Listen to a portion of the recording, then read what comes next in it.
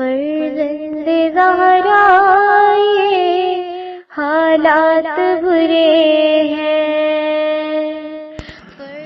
کاشانۂ بصیرت ایک ایسا مکمل یوٹیوب چینل جس پر محروم بصارت کے لیے بالخصوص اور تمام افراد کے لیے بالعموم سینکڑوں کی تعداد میں اسلامی کتب دستیاب ہیں۔ لہذا گزارش ہے کہ آپ اپنی ذمہ داری نبھاتے ہوئے کاشانۂ بصیرت کو سبسکرائب کرنے کے ساتھ ساتھ بیل آئیکن کو پریس کیجیے تاکہ آپ علم کے حصول کے ساتھ ساتھ مذہب اہل بیت کی اشاعت میں بھی اہم کردار ادا کرتے رہیں۔ کاشانۂ بصیرت، کاشانۂ بصیرت، کاشانۂ بصیرت۔ فرزند زہرا یہ حالات برے ہیں۔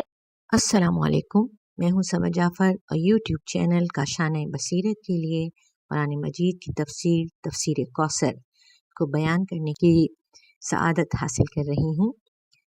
یہ تفسیر جناب محسن علی نجفی صاحب نے تحریر کی ہے۔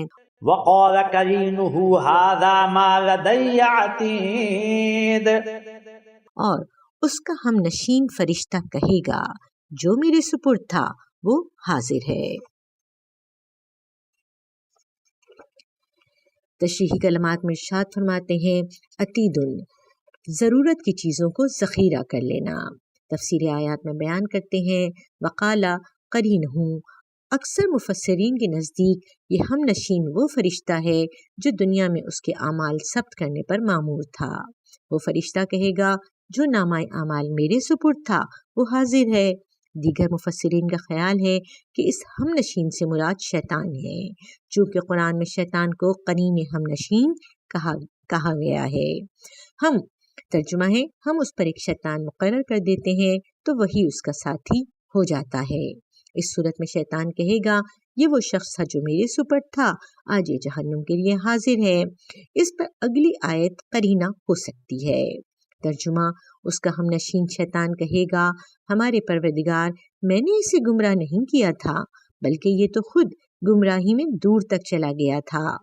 اس آیت میں بھی شیطان کو قرین کہا ہے، مگر یہ جملہ ما لدیہ جو میرے پاس ہے شیطان کے ساتھ مناسبت نہیں رکھتا، چونکہ قیامت کے دن شیطان کے پاس کچھ نہیں ہوگا، اور یہ کہنا جہنم شیطان کے پاس ہے درست معلوم نہیں ہوتا۔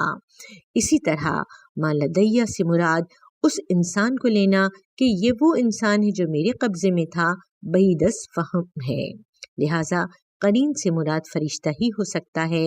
چنانچہ ابو بصیر کی ایک روایت ہے جس میں وہ کہتے ہیں کہ میں نے حضرت امام جعفر صادق علیہ السلام سے پوچھا ھذا ما لدیہ عتید سے کیا مراد ہے؟ آپ نے فرمایا یہ وہ فرشتہ ہے جو اس کے عمل کو اس کے خلاف حفظ و ضبط کرتا تھا۔ القیا فی جہنم کل کفار عنید مناع للخیر معتد مریب الذي جعل مع الله إلها آخر فألقياه في العذاب الشديد۔ حکم ہوگا تم دونوں فرشتے ہر اناد رکھنے والے کافر کو جہنم میں ڈال دو، خیر کو روکنے والے، حد سے تجاوز کرنے والے اور شبہ میں رہنے والے کو، جو اللہ کے ساتھ کسی دوسرے کو معبود بناتا تھا، بس تم دونوں اسے سخت عذاب میں ڈال دو۔ تفسیر آیات میں بیان کرتے ہیں نمبر 1 القیا فی جہنم، ان دونوں فرشتوں کو جو اعمال ثبت کرنے پر مامور تھے حکم ہوگا ہر سرکش کافر کو جہنم میں پھینک دو۔ نمبر 2 مناع للخیر، کار خیر کو روکنے میں پیش منع صیغہ مبالغہ ہے۔ نمبر 3 معتدم مریب، جرم کے ارتکاب میں یا کار خیر کے روکنے میں حد سے تجاوز کرنے والا ہے اور حق کے بارے میں شک و شبہ اٹھانے والا ہو۔ نمبر 4 الذی جعل مع اللہ الہا، ان تمام جرائم کی اصل جڑ اور بنیاد شرک ہے، جو اللہ کے ساتھ غیر اللہ کو بھی معبود بناتا ہے اسے عذاب شدید میں ڈال دو۔ تفسیر میں بیان کرتے ہیں، ابو سعید خدری سے روایت ہے کہ رسول اللہ صلی اللہ علیہ وآلہ وسلم نے فرمایا، جب قیامت کا دن ہوگا تو اللہ تعالیٰ مجھے اور علی کو حکم دے گا، جو تم دونوں سے بغض رکھتا ہے اسے جہنم میں، اور جو تم دونوں سے محبت رکھتا ہے اسے جنت میں داخل کریں۔ قال قرينه ربنا ما أطغيته ولكن كان في ضلال بعيد۔ اس کا ہم نشین یعنی شیطان کہے گا، ہمارے پروردگار، میں نے اسے گمراہ نہیں کیا تھا بلکہ یہ خود گمراہی میں دور تک چلا گیا تھا۔ تفسیر آیات میں بیان کرتے ہیں، اس کا ہم نشین شیطان کہے گا، میں اس پر جبر نہیں کر سکتا تھا، میں نے تو صرف اسے دعوت دی تھی، یہ خود گمراہی کے لیے آمادہ تھا۔ شیطان کہے گا، ترجمہ، اور میرا تم پر کوئی زور نہیں چلتا تھا مگر یہ کہ میں نے تمہیں صرف دعوت دی اور تم نے میرا کہنا مان لیا، بس اب تم مجھے ملامت نہ کرو بلکہ خود کو ملامت کرو۔ اکرمہ سے بھی اسی مضمون کی روایت ہے، ملاحظہ ہو شواہد التنزیل ذیل آیت۔ قال لا تختصموا لدي وقد قدمت إليكم بالوعيد ما يبدل القول لدي وما أنا بظلام للعبيد۔ اللہ فرمائے گا، میرے سامنے جھگڑا نہ کرو، اور میں نے تمہیں پہلے ہی برے انجام سے باخبر کر دیا تھا۔ میرے ہاں بات بدلتی نہیں ہے اور نہ ہی میں اپنے بندوں پر ظلم کرنے والا ہوں۔ تفسیر آیات میں بیان کرتے ہیں، قال لا تختصم الدیا، ان کافروں کو اللہ کی طرف سے ندا آئے گی، آج میرے سامنے جھگڑنے سے تمہیں کوئی فائدہ نہیں ہوگا اور نہ ہی ایک دوسرے پر ذمہ داری ڈالنے سے۔ نمبر 2، وقد قدمت الیک بالوعید، میں نے دنیا کی زندگی میں تمہیں آج کے دن کے بارے میں بتایا تھا لیکن تم نے کفر پر ڈٹ جانے کو ترجیح دی۔ نمبر 3، ما یبدل القول لدیا، میرے اٹل فیصلے میں تبدیلی نہیں آ سکتی، میرا فیصلہ اٹل ہے۔ آگے کہتے ہیں، لیکن میری طرف سے فیصلہ حتمی ہو چکا ہے کہ میں دوزخ کو جنوں اور انسانوں سے ضرور بھر دوں گا۔ نمبر 4، وما انا بظلام للعبید، کافروں کو جہنم میں بھیجنا میرے عدل کا تقاضا ہے۔ یوم نقول لجہنم هل امتلأت وتقول هل من مزید۔ اللہ کو کسی پر ظلم کرنے کی ضرورت نہیں ہے۔ جس دن ہم جہنم سے پوچھیں گے کیا تو بھر گئی ہے، اور وہ کہے گی کیا مزید ہے۔ تفسیر آیات میں کہتے ہیں، ایک تفسیر یہ ہے کہ کیا تو بھر گئی ہے، کہ جواب میں جہنم کہے گی کیا مزید ہے، مجھ میں مزید گنجائش نہیں ہے۔ دوسری تفسیر یہ ہے کہ جہنم کی طرف سے مزید جہنمیوں کا مطالبہ ہوگا۔ جہنم کے ساتھ اللہ کا وعدہ ہے کہ اس کو پر کیا جائے گا۔ سورہ سجدہ آیت نمبر 13۔ جہنم کے ساتھ سوال و جواب ممکن ہے، زبان حال کے طور پر ہو، اور یہ بھی ممکن ہے کہ عالم آخرت میں ہر چیز شعور رکھتی ہو۔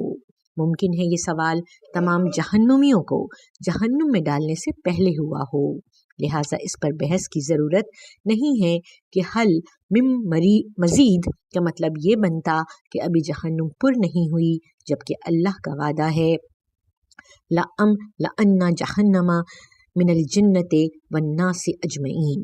اس جگہ وہ روایت قابل تعجب ہے جو صحیح بخاری، صحیح مسلم، ترمذی، نسائی اور احمد بن حنبل نے انس سے نقل کی ہے کہ رسول اللہ صلی اللہ علیہ وآلہ وسلم نے فرمایا، جہنم میں لوگوں کو پھینکا جائے گا، جہنم حل من مزید کہے جائے گی، یہاں تک کہ اللہ رب العزت اپنا قدم جہنم میں رکھے گا۔ یہ عقل سلیم اور صریح قرآن کے خلاف ہے۔ قرآن فرماتا ہے لَأَمْلَأَنَّ جَهَنَّمَ مِنَ الْجِنَّةِ وَالنَّاسِ أَجْمَعِينَ کہ جہنم کو جنوں اور انسانوں سے پر کروں گا. اور یہ روایت کہتی ہے کہ اللہ اپنے قدم یعنی پاؤں سے پر کرے گا. دوسری روایت میں رجل کا لفظ موجود ہے یعنی اللہ پاؤں رکھے گا.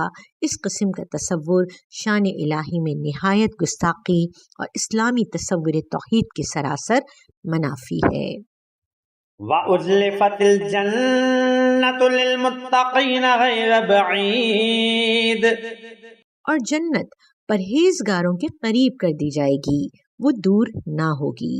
تفسیر آیات میں کہتے ہیں کہ یہ نہیں فرمایا کہ اہل تقوی کو جنت کے نزدیک کیا جائے گا، بلکہ فرمایا جنت کو اہل تقوی کے نزدیک کیا جائے گا. ادھر جنت میں داخل ہونے کا حکم مل گیا، ادھر جنت میں پہنچ گئے. عالم آخرت کا نظام کائنات اس دنیا سے یقیناً مختلف ہے. اسی دنیا میں بھی آئنسٹائن کے نظریہ اضافت کے مطابق زمان و مکان ہر جگہ ایک جیسا نہیں ہے.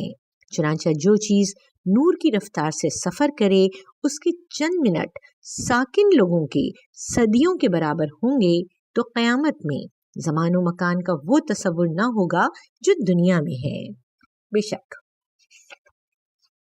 اہم نکات میں کہتے ہیں کہ جنت میں جانے کے لیے مسافت طے نہیں کرنی پڑے گی، بلکہ جنت خود اس آدمی کے پاس پہنچ جائے گی. هذا ما توعدون لكل أواب حفيظ من خشي الرحمن بالغيب وجاء بقلب منيب.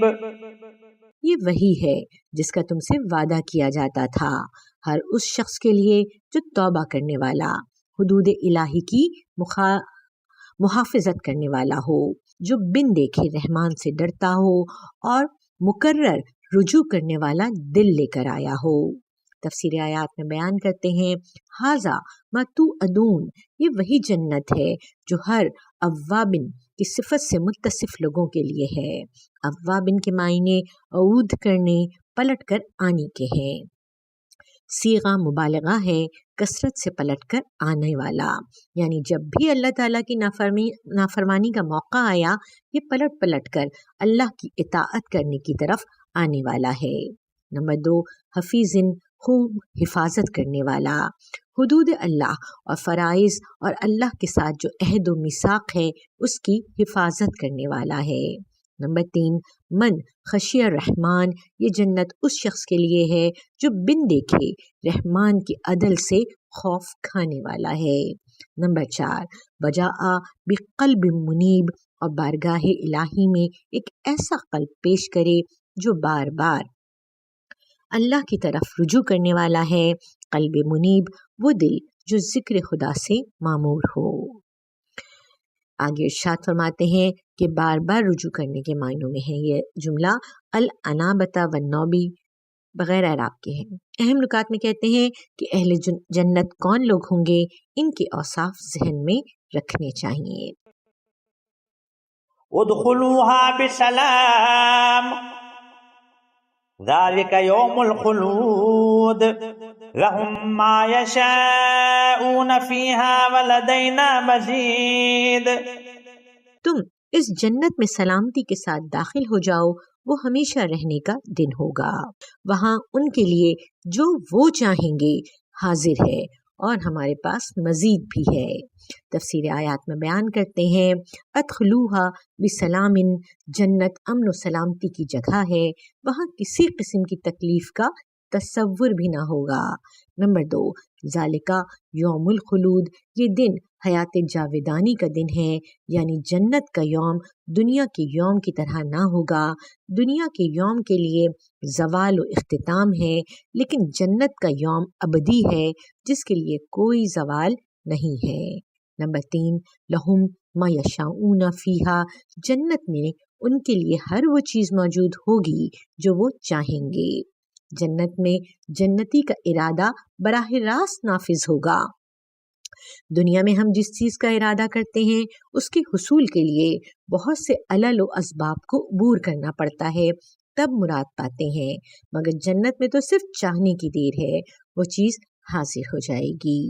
نمبر 4 والدینا مزیدن، جنت کی نعمتیں جنتیوں کی خواہش تک محدود نہیں ہیں، جن چیزوں کی وہ خواہش تو کیا تصور بھی نہیں کر سکتے وہ بھی انہیں مل جایا کریں گی۔ سبحان اللہ۔ والدینا مزید ان کا مطلب یہی ہو سکتا ہے ہمارے پاس خواہش سے مزید بھی ہے، یعنی وہ نعمتیں بھی ہیں جنہیں کسی انسانی ذہن نے سوچا نہ ہوگا، نہ کسی کے تصور میں آیا ہوگا۔ اہم نکات میں کہتے ہیں کہ جنت میں مومن کا ارادہ نافذ ہے، جس کا ارادہ نہیں کر پاتا وہ بھی موجود ہے۔ وَكَمْ أَهْلَكْنَا قَبْلَهُمْ مِنْ قَرْنٍ هُمْ أَشَدُّ مِنْهُمْ بَطْشًا فَنَقَّبُوا فِي الْبِلَادِ هَلْ مِنْ مَحِيصٍ۔ ہم نے ان سے پہلے کتنی ایسی قوموں کو ہلاک کیا جو ان سے قوت میں کہیں زیادہ تھیں، پس وہ شہر پھرے، کیا کوئی جائے فرار ہے؟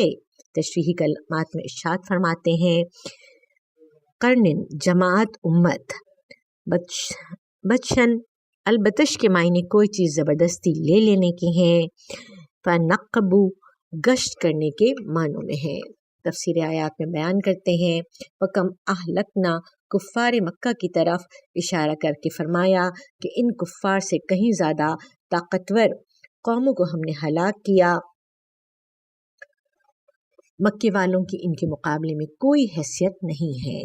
نمبر 2 فَنَقَّبُوا فِي الْبِلَادِ، ان لوگوں نے شہروں کو چھان مارا یا شہر با شہر پھرے انہیں فتح کرنے کے لیے یا تجارت کے لیے، جیسے کہ فرمایا اے رسول مختلف علاقوں میں کافروں کی آمد و رفت آپ کو کسی دھوکے میں نہ ڈالے۔ نمبر 3 حل من محیص، کیا اس کی وجہ سے انہیں ہلاکت سے بچنے کا کوئی راستہ ملا؟ ان فی ذلک لذکری لمن کان له قلب او القى السمع وهو شہید۔ اس میں ہر صاحب دل کے لیے یقیناً عبرت ہے جو کان لگا کر سنے اور اس کا دل حاضر رہے۔ تفسیر آیات میں ارشاد فرماتے ہیں اِنَّ فِي ذَلِكَ لِلذِّکْرَىٰ، گزشتہ اقوام کی ہلاکت میں عبرت ہے ان لوگوں کے لیے جو حصول حق کے لیے 2 ذریعوں میں سے ایک ذریعہ اختیار کریں۔ الف لہو قلب، اس کے پاس دل ہو۔ دل محاورہ ہے جس سے عقل و فکر مراد لی جاتی ہے۔ عقل و فکر سے کام لینے والے خود حق و باطل میں تمیز دے سکتے ہیں۔ بی اور القص سما، یا ہادیان برحق سے حق کی باتیں کان لگا کر سنے تو حق اور باطل میں تمیز دے سکتے ہیں۔ وَهُوَ شہیدٌ، شرط یہ ہے کہ قبول حق کے لیے ان کی عقل و فکر میں آمادگی ہو، قبول حق کے لیے ضد اور ہٹ دھرمی میں نہ ہو، یا ہادیان برحق کی باتیں سنتے وقت ان کا دل حاضر ہو، ورنہ صرف آواز کان کے پردوں سے ٹکرانے کی وجہ سے حقائق کا فہم و ادراک ممکن نہیں ہے۔ فضیلت میں ارشاد فرماتے ہیں کہ محمد بن حنفیہ روایت کرتے ہیں کہ میں نے اپنے بابا علی علیہ السلام کو سنا یہ فرماتے ہوئے لمن کان لہو قلب سے مراد میرا قلب ہے۔ دوسری سند میں ہے انا ذالک للذکریٰ، وہ لا ذکرہ میں ہوں۔ آگے ارشاد فرماتے ہیں صدی ابن عباس سے روایت کرتے ہیں کہ رسول اللہ صلی اللہ علیہ وآلہ وسلم کی خدمت میں ایک شخص نے بڑی جسامت کی اونٹنیاں تحفتاً پیش کیں۔ آپ نے اصحاب سے فرمایا تم میں کوئی شخص ایسا ہے کہ جو 2 رکعت نماز پڑھے جس میں دنیا کے کسی معاملے کا خیال نہ ہو اور دنیا کے کسی مفاد کا تصور اس کے ذہن میں نہ آئے؟ علی علیہ السلام کھڑے ہوئے اور نماز میں داخل ہوئے۔ سلام پھرتے ہی جبرائیل نازل ہوئے اور اللہ کا حکم سنایا یہ ایک اونٹنی علی کو دے دو، جس پر رسول اللہ صلی اللہ علیہ وآلہ وسلم نے فرمایا علی نے تشہد میں سوچا تھا کہ ان 2 اونٹنیوں میں سے کس اونٹنی کو لوں؟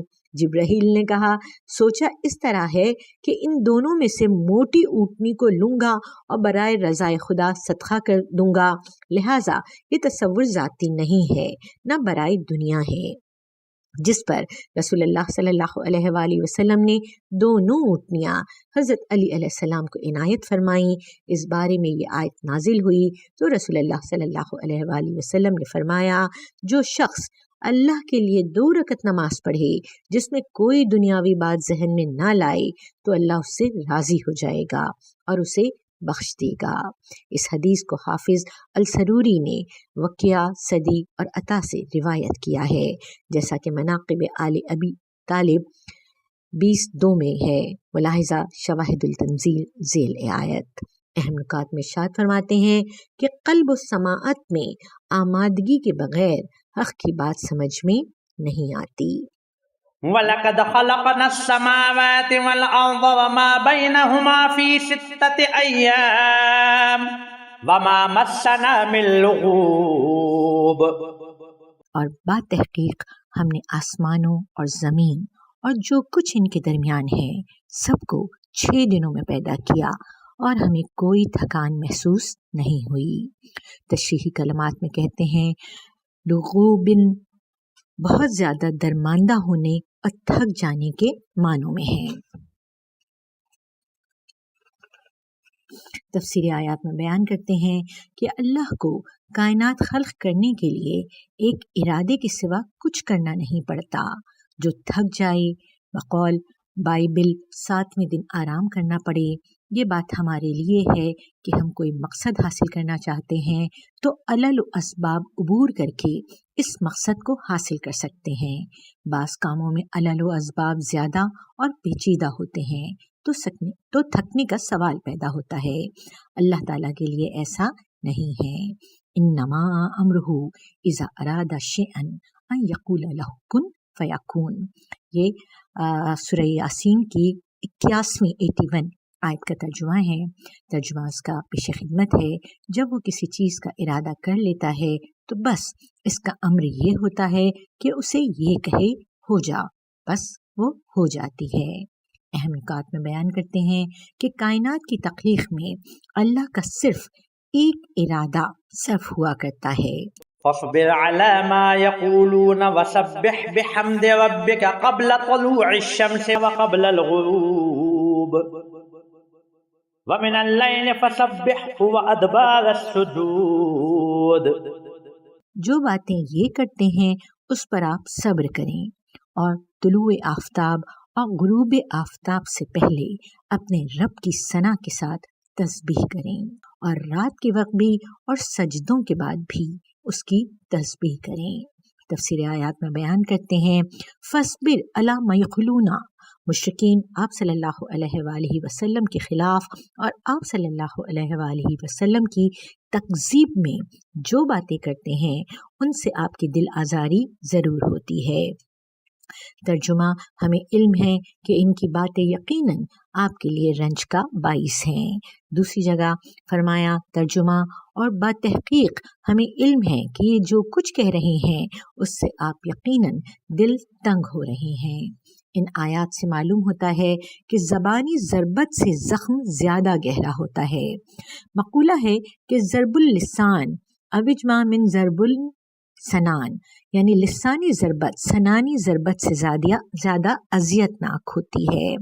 کہتے ہیں کہ تلوار کا زخم بھر جاتا ہے لیکن زبان سے لگنے والا زخم نہیں بھرتا۔ نمبر 2، وسبح بحمد ربک، صبر کی طاقت حاصل کرنے کے ذریعے کا ذکر ہے، وہ ذریعہ عبادت ہے۔ عبادت اس کائنات کی طاقت کے سرچشمہ اللہ تعالیٰ کی ذات سے ربط کا نام ہے جو دنیا کی ہر طاقت سے بڑی طاقت ہے۔ نمبر 3، قبل طلوع الشمس، آفتاب نکلنے سے پہلے مراد نماز صبح ہو سکتی ہے۔ نمبر 4، وقبل الغروب سے مراد نماز ظہر و عصر ہو سکتی ہے۔ نمبر 5، وَمِنَ اللَّيْلِ فَسَبِّحُوا سے مراد مغرب و عشاء کی نمازیں ہو سکتی ہیں۔ نمبر 6، وَأَدْبَارَ السُّجُودِ سجدوں کے بعد سے مراد نوافل اور تعقیبات ہو سکتی ہیں۔ ان احادیث میں ان اوقات سے مراد نماز یومیہ ہونے کا کوئی ذکر نہیں ہے۔ اس آیت کی ذیل میں جو احادیث ہیں ان میں حضرت امام جعفر صادق علیہ السلام سے مروی روایت میں ان اوقات میں ذکر سے مراد یہ ہے کہ صبح اور شام کے اوقات میں 10 مرتبہ پڑھے لا الہ الا اللہ وحدہ لا شریک لہ لہ الملک ولہ الحمد یحیی و یمیت و یمیت و یحیی وہو حی لا یموت بیدہ الخیر وہو علی کل شیء قدیر۔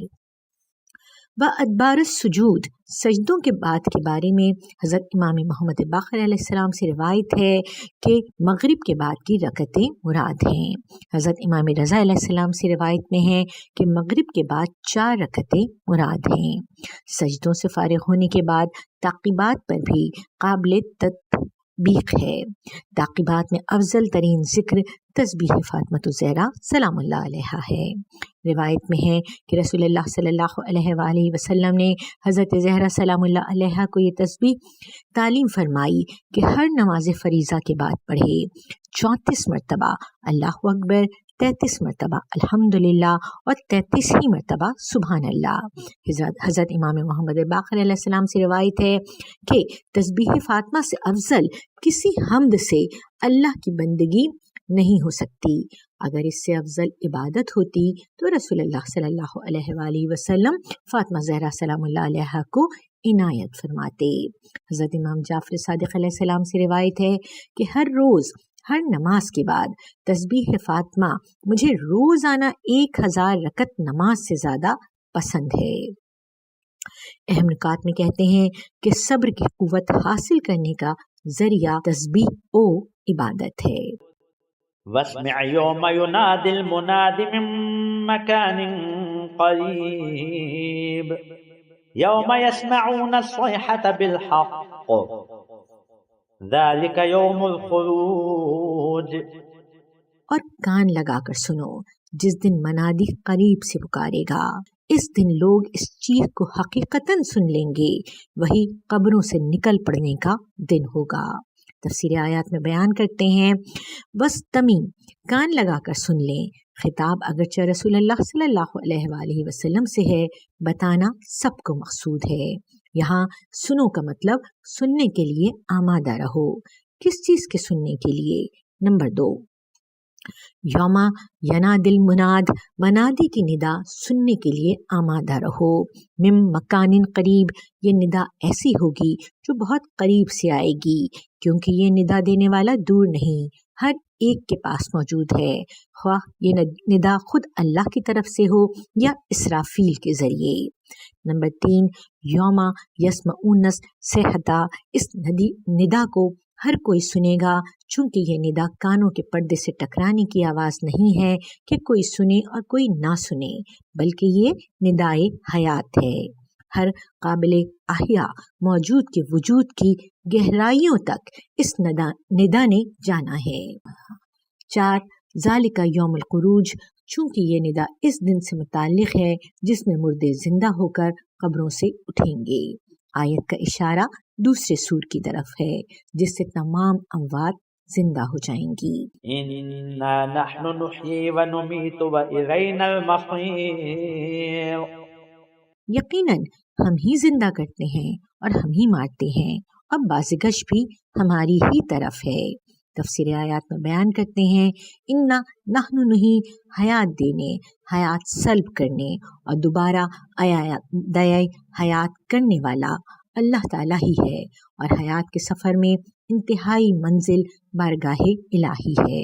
وَإِلَيْنَا الْمَصِيرُ، یوم تشقق الارض عنہم سراعا ذلک حشر علینا یسیر، اس دن زمین ان پر سے پھٹ جائے گی تو یہ تیزی سے دوڑیں گے، یہ جمع کر لینا ہمارے لیے آسان ہے۔ تفسیر آیات میں بیان کرتے ہیں جب زمین پھٹ جائے گی تو لوگ بڑی تیزی سے پکارنے والے کو لبیک کہنے کے لیے دوڑیں گے، چونکہ وہاں جائے فرار تو ہے نہیں۔ نمبر 2، ذالک حشر علینا یسیر، یہ جمع کر لینا ہمارے لیے آسان ہے۔ زمین کے پھٹنے سے زمین میں دفن ذرات اوپر آ جائیں گے، ان ذرات کو جمع کر کے اسی ڈھانچے کو دوبارہ بنانا اللہ کے لیے مشکل نہیں ہیں۔ نحن اعلم بما يقولون وما انت عليهم بجبار فذكر بالقرآن من يخاف وعید۔ یہ جو کچھ کہہ رہے ہیں اسے ہم سب سے زیادہ جانتے ہیں اور آپ ان پر زبردستی کرنے والے نہیں ہیں۔ آپ اس قرآن کے ذریعے اس شخص کو نصیحت کریں جو ہمارے عذاب کا خوف رکھتا ہو۔ تفسیر آیات میں بیان کرتے ہیں نحن عالم بما یقولون، یہ لوگ آپ کی رسالت و امانت کے بارے میں جو باتیں کرتے ہیں انہیں ہم خوب جانتے ہیں، اور انکار آخرت کے بارے میں بھی ان باتوں سے ہم خوب واقف ہیں۔ نمبر 2، وما انت علیہم بجبار، ان کی بد کلامی کے جواب میں آپ ان پر جبر نہیں کر سکتے کہ طاقت کے ذریعے انہیں ایمان لانے پر مجبور کریں۔ ایمان کا تعلق دل سے ہے اور دل جبر کی منطق نہیں سمجھتا۔ نمبر 3، فذکر بالقرآن، آپ کی ذمہ داری یہ ہے کہ قرآن کے ذریعے ان کی نصیحت کریں، ان کے وجدان اور ضمیر سے بات کریں، نغمہ قرآن سے ان کے دلوں کو بیدار کریں۔ سبحان اللہ، اگر ان کے دلوں میں عذاب کے خوف کا شائبہ ہوگا تو وہ اس نغمے سے بیدار ہو جائیں گے۔ اہم نکات۔ نمبر 1، قیامت کے دن ندائے حیات یعنی سور سے سب زندہ ہو جائیں گے۔ نمبر 2، حیات دہندہ کے ہاتھ میں سلب حیات اور ایادہ حیات ہے۔ نمبر 3، اللہ کو جبر کا ایمان قبول نہیں، دل کا ایمان قبول ہے۔ نمبر 4، قرآن دلوں سے سرگوشی کرتا ہے اگر اس دل میں حیات کی رمق موجود ہو۔ وآخر الدعوانا ان الحمدللہ رب العالمین۔ یہاں پر سورہ قاف کے تفسیر جو ہے اس کا بیان ختم ہوتا ہے۔ انشاءاللہ اگلی ریکارڈنگ میں ہم سورہ زاریات کی تفسیر بیان کرنے کی سعادت حاصل کریں گے۔